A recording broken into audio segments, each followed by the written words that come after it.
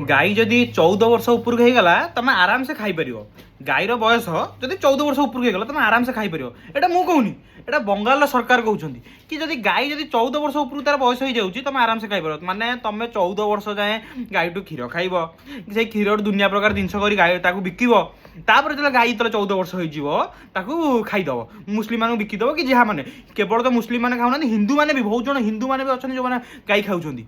आपर आसिक गाई प्रोटेस्ट कर कि आमर गो रक्षा दरकार आमर गो रक्षा आईन आण ये आण सी आण